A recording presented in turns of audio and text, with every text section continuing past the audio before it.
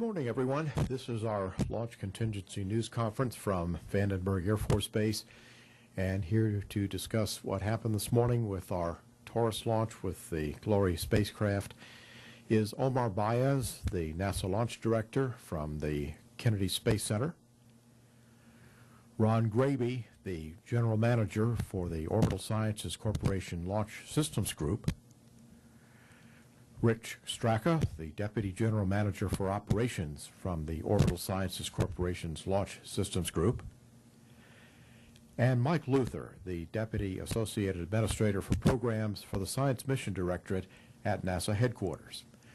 And we'll begin first with Omar Baez. Omar? Thank you, George. It's a very difficult situation we're in here, and I'm going to try to explain to you what happened last night and into this morning as far as the countdown and all the events as we got through them and what we know to this point. Last night our team came in at 10 p.m. to open up the checklist for the Taurus T9 Glory mission. We set up the facilities and the range, powered up the Taurus launch vehicle. We checked out the FTS system. We got through our polls. We got into the hot count. We encountered no anomalies with the spacecraft or the launch vehicle or the range in the whole count. At T-minus 5 minutes, we did our last poll, and we lifted off at 2:09:43 this morning, right on target. Stage 0 burned nominally for 1 minute and 25 seconds. Stage 1 then ignited, and a millisecond later we separated from the stage 0 and continued flight.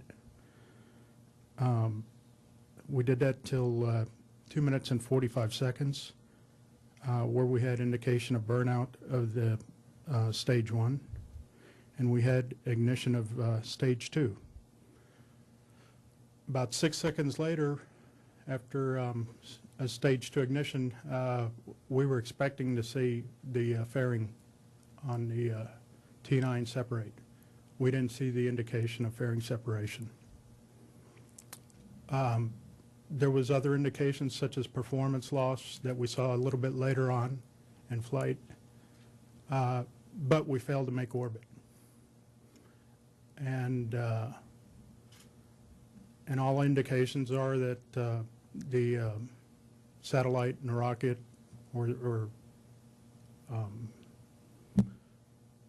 is in the southern Pacific Ocean somewhere.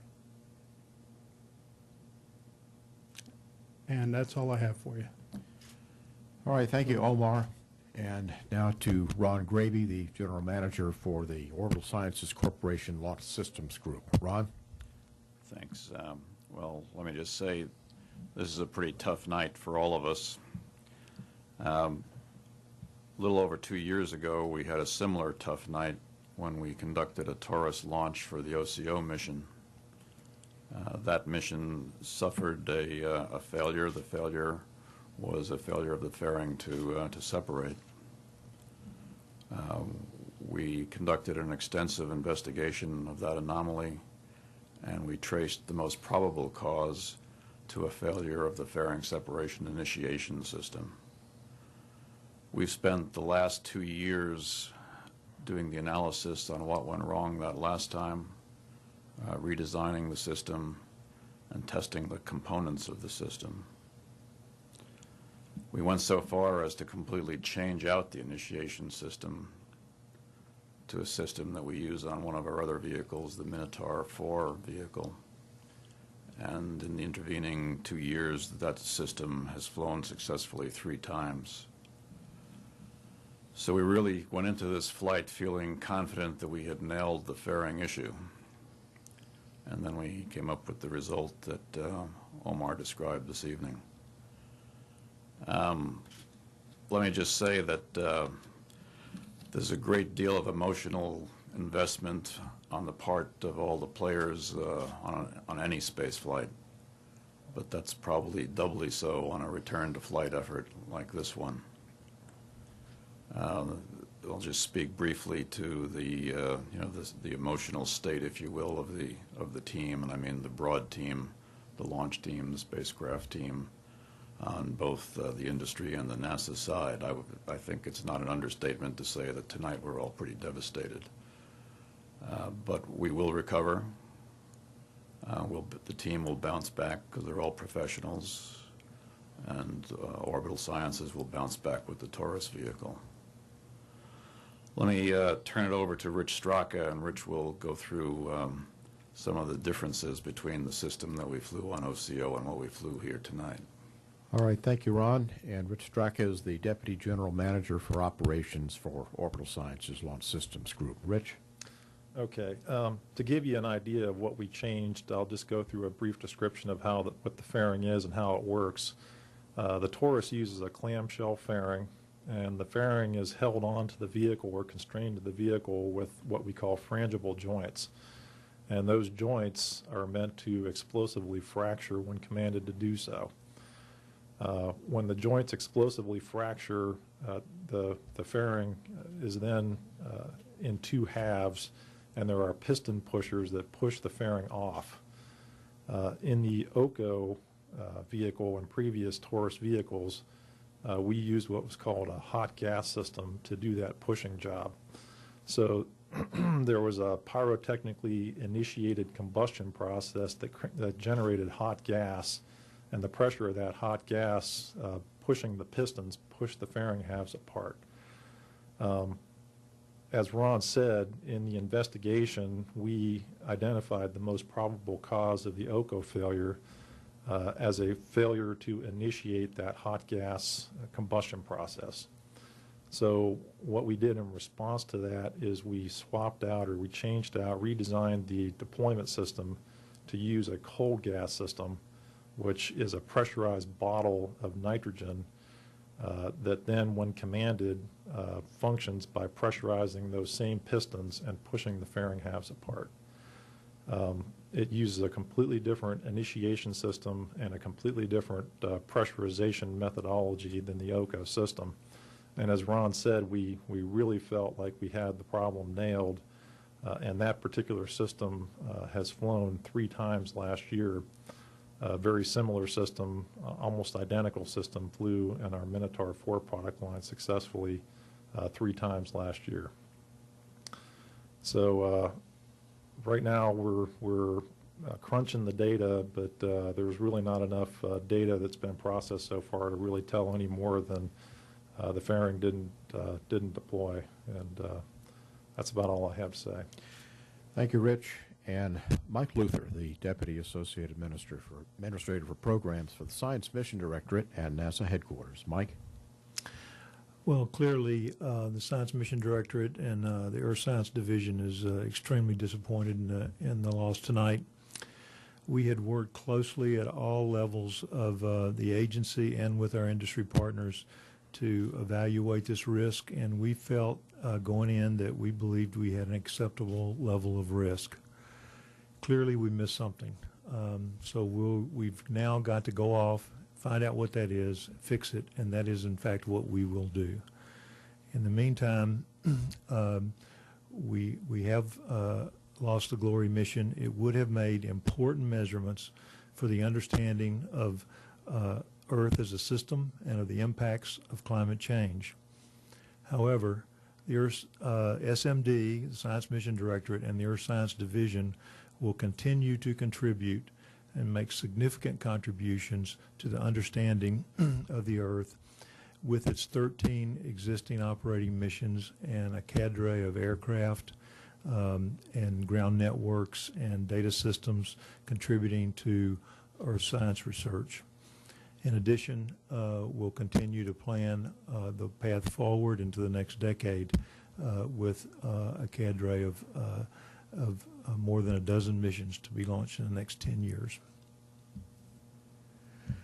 All right. Thank you, Mike. And we're ready now for questions. Please give your name and affiliation when the microphone comes to you. We'll start here in the front with Nora. Thank you. Nora Wallace, the Santa Barbara News Press.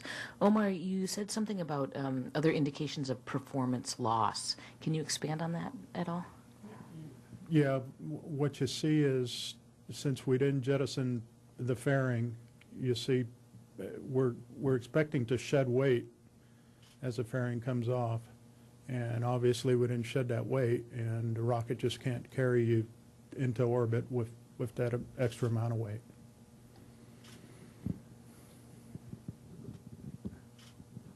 Janine Scully, Santa Maria Times, Lompoc Record. Can you, I know it's still early and you haven't thoroughly gone through the data, but can someone explain how similar this is to the OCO failure? Do you have indication of partial separation? Is there any kind of assessment that you can give in terms of OCOs?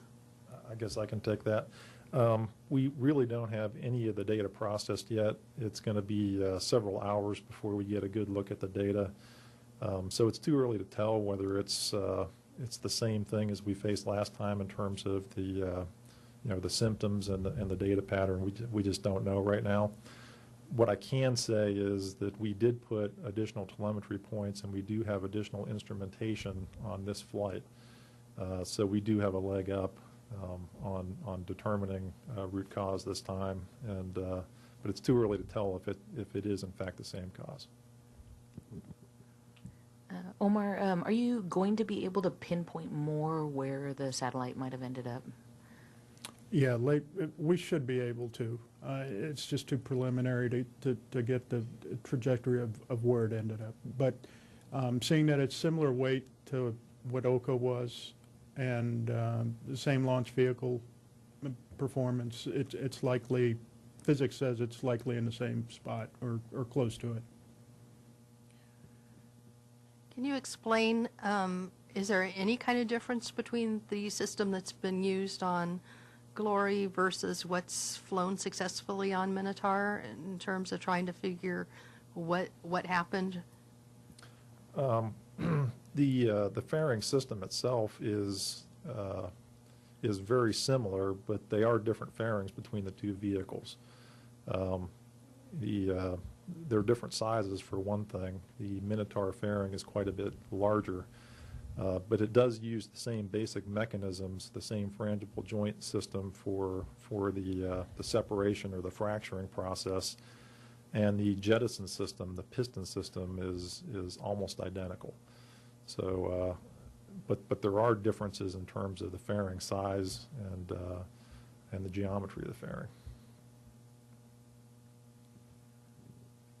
I wonder from NASA's standpoint if you can speak, maybe expand a little bit on how the Earth Science Group and the scientists here who've spent decades on this mission rebound from this, and how the crew might bond together in this to recover from this loss. Well, as you mentioned, these missions are developed, as you well know, over a course of a number of years by some very dedicated people, overcoming great odds, and develop it really as a family. And so they respond to disappointments as a family would, quite frankly. And so I think if you can imagine how any family responds to a loss that might occur. They've overcome other obstacles previously. I'm sure they'll overcome this one, although it is quite painful after having dedicated so many years of your life.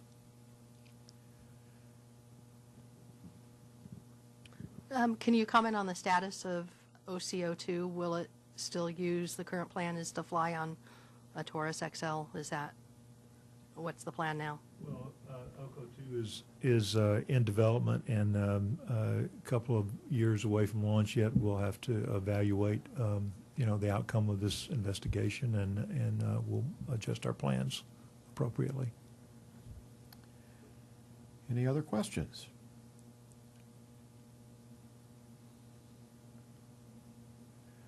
All right, in that event, seeing none, that will conclude this briefing. Thank you very much.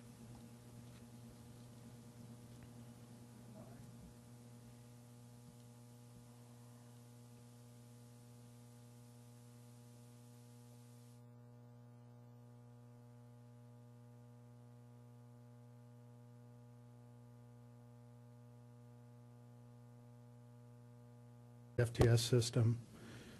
We got through our polls. We got into the hot count. We encountered no anomalies with the spacecraft or the launch vehicle or the range in the whole count. At T-minus 5 minutes, we did our last poll, and we lifted off, and all the events as we got through them and what we know to this point. Last night, our team came in at 10 p.m. to open up the checklist for the Taurus T9 Glory mission. We set up the facilities and the range, powered up the Taurus launch vehicle. We checked out the